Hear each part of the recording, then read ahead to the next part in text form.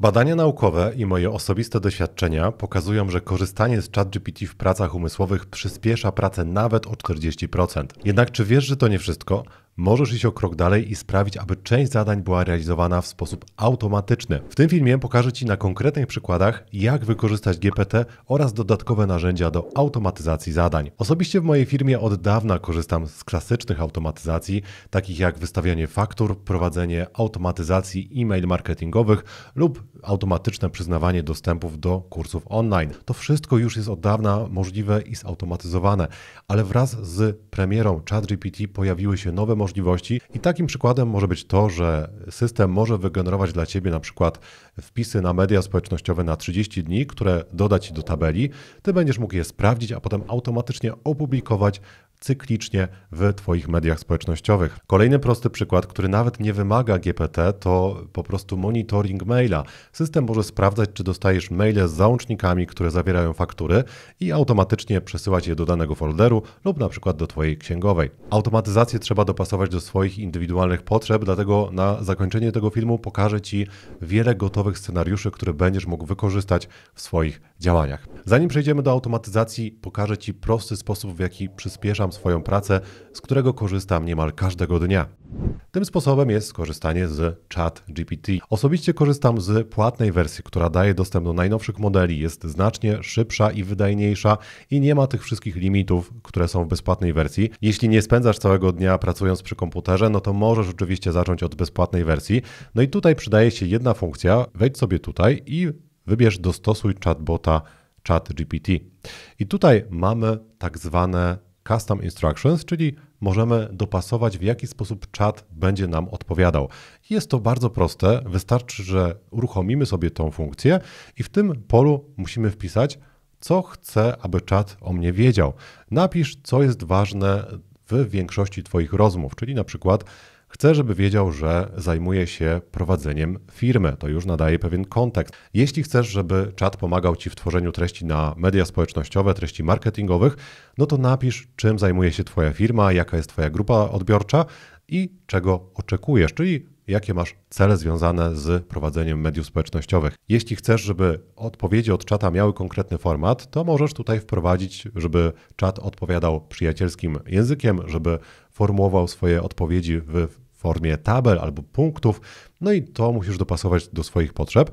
I minus tego rozwiązania jest taki, że jeśli go uruchomisz, no to te instrukcje będą brane pod uwagę przy każdej rozmowie z czatem. Po zapisaniu tych instrukcji wszystkie rozmowy będą właśnie w taki sposób formułowane, czyli na przykład jeśli napisałbym tutaj coś takiego, odpowiadaj jakbyś tłumaczył coś pięciolatkowi, zapiszę sobie takie instrukcje i tutaj wpiszę polecenie.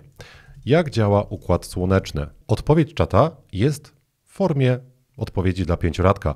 Układ słoneczny to nasz kosmiczny dom. Taki ogromny plac zabaw w przestrzeni. Czyli widzisz, że ta instrukcja wpłynęła na to, jak czat odpowiada. Jeśli napisałbym tutaj odpowiadaj, jakbyś tłumaczył coś doktorowi fizyki, wklejam jeszcze raz takie polecenie i teraz mamy zupełnie inną odpowiedź na to samo pytanie. I wszystko dzieje się automatycznie. Teraz wszystkie odpowiedzi będą formułowane, jakby czat rozmawiał z doktorem fizyki. Oczywiście jest to tylko przykład, który możesz dopasować do swoich potrzeb. Więcej na ten temat będziemy mówić w webinarze, który odbędzie się 12 czerwca o godzinie 19:00. Bądź z nami, na pewno dowiesz się wielu wartościowych i przydatnych rzeczy. Zapisz się na ten webinar, link znajdziesz w opisie. A teraz pokażę Ci narzędzie, które wykorzystuję nieco częściej, ale niestety wymaga płatnej wersji ChatGPT. Mowa tutaj o GPT. Możesz myśleć o tym systemie jako o takich pomocnikach, którzy są przygotowani do tego, żeby odpowiadać na konkretne pytania. Możesz pomyśleć o tym jako konsultantach, którzy będą pomagać Ci w rozwiązywaniu konkretnych problemów biznesowych. I tutaj możesz skorzystać z gotowych rozwiązań, które są w systemie dostępne bezpłatnie na ten moment i zostały stworzone przez innych użytkowników. Mamy tutaj wiele narzędzi, które mogą Ci pomagać w tworzeniu tekstów, w analizie danych, w tworzeniu kreatywnych materiałów, w tworzeniu wykresów. Jest tego naprawdę mnóstwo. Ale najlepszy sposób na to, jak wykorzystać tą funkcję, to właśnie stworzenie sobie własnego modelu. Wystarczy, że klikniesz sobie tutaj, no i możesz przejść sobie przez proces tworzenia. Jest to bardzo proste. Cały proces tworzenia polega na tym, żeby porozmawiać z czatem i poprosić go o to, żeby stworzył dla Ciebie takiego własnego konsultanta. Pokażę Ci szybki przykład. Wpisuję po polsku to, co chcę stworzyć, czyli pomocnika, który będzie pomagał mi tworzyć treści na media społecznościowe. Teraz czat będzie ze mną rozmawiał i dopytywał mnie o różne rzeczy, czyli jak ma się nazywać ten nasz konsultant czy też pomocnik, jaka ma być miniatura, jakie zadania ma realizować, jaki ma mieć kontekst. Tutaj dostaniesz szereg pytań od czata. Jeśli nie znasz angielskiego, to wystarczy, że napiszesz pisz do mnie po polsku. I teraz na podstawie pytań, które otrzymasz od czata, musisz doprecyzować, co konkretnie ten social media mentor ma robić, w czym ma Ci pomagać, jak ma odpowiadać i w ten sposób możesz sobie go skonfigurować. Mamy tutaj również bardziej zaawansowane opcje, na przykład możemy przesłać pliki z wiedzą i GPT będzie korzystał z tych plików przez przekazywanie nam odpowiedzi. Gdy taki system jest gotowy, klikamy sobie utwórz, no i tutaj musisz określić, czy ten model ma być dostępny w sklepie dla wszystkich, czy ma być dostępny dla osób, które mają link, czy tylko dla Ciebie. Zapisuję sobie takie zmiany i teraz będę mógł rozmawiać z moim nowym pomocnikiem. Mogę sobie kliknąć tutaj, no i mamy Social Media Mentor. Dodatkowo mamy go również w pasku bocznym. Możemy sobie kliknąć tutaj na dowolnego pomocnika i on będzie nam odpowiadał.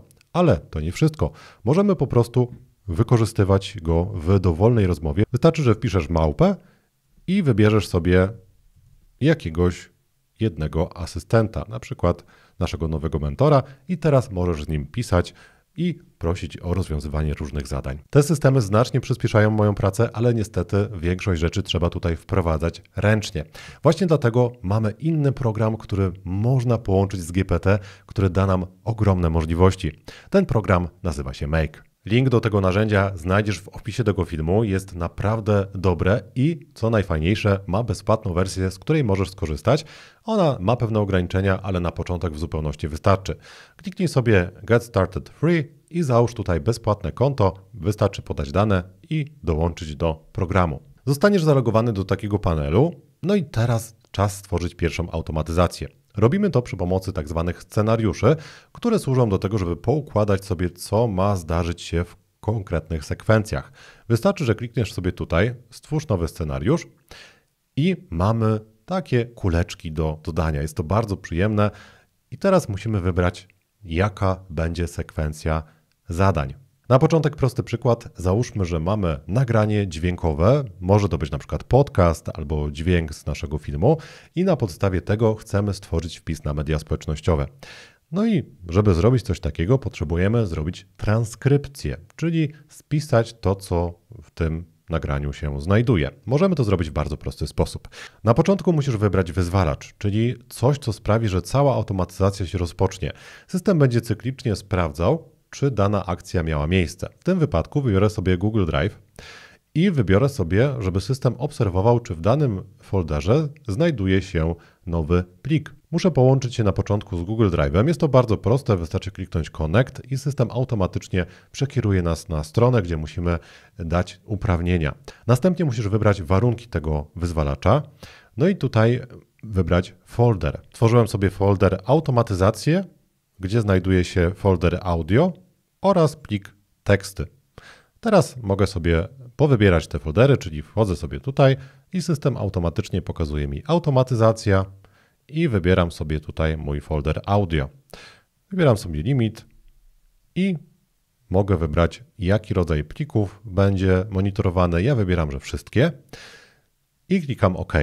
Co się teraz wydarzy? Jeśli w folderze audio znajdzie się nowy plik, to wykona się kolejna akcja. Teraz kolejny krok to pobranie pliku. Gdy ktoś prześle plik na Google Drive, to chcemy, żeby system pobierał ten plik do swojej bazy. Czyli klikam pobierz plik, w File ID wybieram sobie File ID, klikam Enter. Gdy plik jest pobrany, czas na kolejny krok. Tym razem wybiorę sobie OpenAI. Wybieram sobie OpenAI i wybieram model Whisper, który zmieni nasze audio na tekst. Klikam sobie tutaj i tutaj jest bardzo ważna rzecz, która przyda Ci się w większości automatyzacji. musisz pobrać i dodać klucz API. Klucz API pozwoli Ci na proste połączenie różnych aplikacji między sobą, dzięki temu będziesz mógł wykorzystać pełen ich potencjał i żeby go stworzyć, musisz posiadać konto w OpenAI. Jeśli masz ChatGPT, to takie konto już masz, więc wystarczy, że klikniesz sobie tutaj. Mamy tutaj dwa pola. W pierwszym polu musisz wpisać API Key, czyli klucz API. Klikam sobie tutaj i jeśli jesteś zalogowany, masz podpiętą kartę, to wystarczy, że klikniesz sobie Create New Secret Key. No i tutaj wpiszesz opcjonalną nazwę, czyli na przykład Make. Klikam Create i możemy sobie skopiować ten klucz i wkleić do Make'a. Drugą rzeczą, którą potrzebujesz, jest ID Twojej organizacji, czyli klikam sobie w ten link i zostanę od razu przeniesiony do tego miejsca. Mam tutaj ID, muszę je skopiować i wkleić. I tutaj ważna uwaga, ponieważ w przypadku ChatGPT mamy jakiś abonament, $20 miesięcznie i w ramach tego możemy korzystać ze wszystkich modeli, każdy z modeli ma jakieś limity. W przypadku korzystania z API działa to nieco inaczej. Korzystanie z tego systemu jest płatne i zależy od Twojego zużycia. Im będziesz więcej generował treści, zdjęć przez system GPT, tym więcej zapłacisz. I można wyliczyć sobie te zużycia na podstawie różnych symulacji. Mamy również cennik. To zużycie jest przeliczane na tokeny, a tokeny na dolary i mamy po prostu potem rachunek, który jest pobierany z naszego konta albo automatycznie, albo ręcznie, to możemy sobie ustawić. No i możemy również zabezpieczyć się przed zbyt dużym zużyciem. Wystarczy, że wejdziesz sobie na limity i możesz wyznaczyć, żeby na przykład miesięcznie maksymalnie z Twojego konta zostało pobrane $30, a jeśli zbliżysz się do tej granicy, na przykład będzie już $20, to system wyśle Ci maila z powiadomieniem, żebyś na przykład zwiększył swój limit i wtedy będziesz mógł zdecydować, czy właśnie dopłacasz, czy wyłączasz automatyzację na jakiś czas. Pamiętaj, że te wszystkie systemy muszą Ci się opłacać, czyli inwestycja w automatyzację musi sprawić, że oszczędzisz czas lub pieniądze. Każdy z Was musi sobie wyznaczyć inne granice. Gdy mamy nasze API wprowadzone, klikam OK. No i teraz mamy 3 kroki. System sprawdza, czy ktoś dodał plik do Google Drive'a, pobiera go z Google Drive'a, jeśli został dodany, następnie przesyła do OpenAI i OpenAI robi transkrypcję, czyli zmienia audio na tekst. Teraz dodaję kolejny moduł i chcę, żeby ta transkrypcja została przeniesiona do Google Sheets. W tym miejscu wybieram, czy ma to być nowy dokument, czy ma być to po prostu nowy wiersz. Wybieram sobie Add a Row i wybieram konto. Po połączeniu wybieram konkretny plik, z którego system ma skorzystać, czyli ten, który utworzyłem na początku. Wybieram sobie teksty, arkusz 1 i wybieram konkretne elementy. Jeśli nazwalibyśmy sobie poszczególne komórki w odpowiedni sposób, to możemy je przypisać do konkretnych wartości. W tym wypadku po prostu wkleję sobie tekst do komórki A. No i teraz sprawdźmy, co się wydarzy. Klikamy uruchom. No i nic się tutaj nie stało, ponieważ system nie znalazł żadnych nowych plików w folderze Google Drive. Teraz wczytam plik do Google Drive'a i zobaczmy, co się zmieni. Przechodzę sobie do folderu audio, no i wczytuję tutaj plik bezpłatne narzędzia AI. Teraz wracam sobie do Make'a i klikam uruchom. Co się dzieje? Plik został pobrany, został przesłany do OpenAI. Teraz OpenAI robi transkrypcję i automatycznie ta transkrypcja trafia do Google Sheets. Przynajmniej tak powinno to działać w teorii. Sprawdźmy, czy wszystko zadziałało poprawnie. Wchodzę sobie na Google Drive'a, wchodzę do folderu teksty i mamy tutaj tekst transkrypcji, który możemy wykorzystać na przeróżne sposoby. Teraz dodam kolejny moduł, który sprawi, że tekst zostanie zmieniony na wpis na media społecznościowe. Potrzebujemy do tego celu dodać moduł OpenAI i wybieramy sobie tą opcję. Następnie wybieramy jeden z dostępnych modeli. Możesz tutaj wybrać najnowszy model GPT-4o lub jakiś inny. Różnice polegają na tym, że te starsze modele będą działać nieco słabiej, ale są często tańsze od tych najnowszych, takich jak GPT-4o czy też GPT-4 Turbo, więc wybór zależy od tego, jakie zadanie musisz wykonać. Ja wybiorę sobie tą wersję i teraz muszę dodać wiadomość. W roli wybieram sobie system, message content, czyli musimy wpisać tutaj polecenie, które będzie sprawiało, że otrzymamy daną odpowiedź. Ja wpiszę sobie tutaj coś prostego. Twoja rola polega na stworzeniu interesującego i przyciągającego uwagę wpisu na Facebooka na podstawie podanego tekstu. Post powinien być w tym samym języku, co podany tekst. Takie polecenie będzie otrzymywał system. Następnie muszę przesłać wiadomość, czyli tak jak wpisujemy polecenie do ChatGPT, tak tutaj musisz wybrać Twoją wiadomość.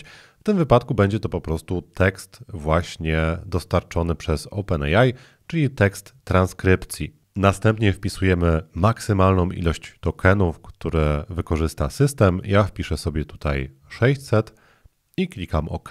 Teraz musimy wybrać kolejny moduł, do którego te teksty zostaną przesłane. No i tutaj możliwości jest dużo. Ja wybiorę sobie na przykład Asana. No i tutaj możemy wybrać Asanę i na przykład stworzymy sobie nowe zadanie i muszę sobie wybrać, gdzie to zadanie zostanie stworzone. Wybieram, w którym miejscu ma się stworzyć nowe zadanie. Wybieram nazwę tego zadania, czyli tutaj możemy wybrać jakąś nazwę, na przykład nazwę naszego pliku. No i wybieram notatki, jakie mają się znaleźć i w tym wypadku wybieram sobie Choices, Message i klikam na Content. Wtedy odpowiedź, którą otrzymamy w tym module, zostanie wklejona do notatki. Poniżej można dodać jeszcze bardziej zaawansowane ustawienia, ale nie musimy tego robić. Klikam OK. Sprawdźmy, czy ta automatyzacja działa. Wrzucam nowy plik do Google Drive'a i klikam Uruchom. Teraz proces jest wykonywany. Jeśli wystąpi jakiś błąd, to od razu zobaczysz informację o błędzie i klikając tutaj możesz zobaczyć, co się wydarzyło, sprawdzić, czy ten proces działa prawidłowo. No i mamy ostatni krok, Asana, więc przejdę teraz do mojej Asany testowej i pokażę Ci, że zostało tam dodane nowe zadanie. Przynajmniej tak powinno się wydarzyć. Wchodzę do Asany, mam tutaj projekt Posty Facebook, no i mamy nasz nowy post, który nazywa się tak jak nazwa pliku, a tutaj mamy treść. No i od razu widać, że są tutaj pewne błędy, czyli na przykład tutaj mamy źle napisane copilot, mamy tutaj jakieś gwiazdeczki, ale można zrobić szybką korektę, a następnie opublikować taki wpis na mediach społecznościowych lub na przykład przypisać pracownika do tego, żeby opublikował taki wpis albo go ulepszył. Gdy Twoja automatyzacja jest gotowa, pamiętaj o tym, żeby ją uruchomić. Wystarczy, że klikniesz sobie tutaj i wybierzesz właśnie Twój harmonogram, czyli jak często ta automatyzacja będzie się powtarzać. Ja wybieram sobie tutaj 15 minut, czyli system co 15 minut będzie sprawdzał, czy na moim dysku Google Drive znajduje się nowy plik. I tutaj musisz jeszcze pamiętać o tym, że każde uruchomienie automatyzacji wyczerpuje Twoje limity. Jeśli masz konto bezpłatne, to jest moje bezpłatne konto testowe, to mam tutaj limit operacji, który wynosi 1000.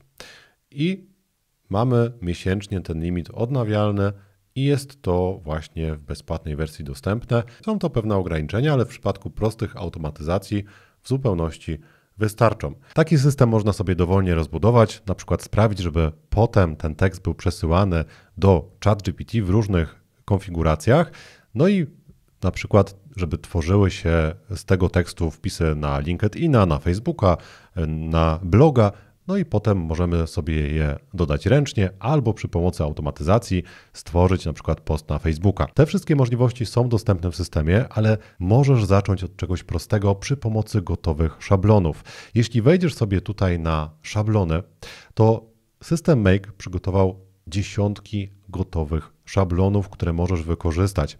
Jeśli na przykład prowadzisz bloga na WordPress, no to wystarczy, że wpiszesz sobie WordPress i system pokaże Ci wiele inspiracji, które możesz wykorzystać. Mamy tutaj automatyzację, która automatycznie opublikuje te wpisy na Xie albo LinkedIn, albo na Facebooku.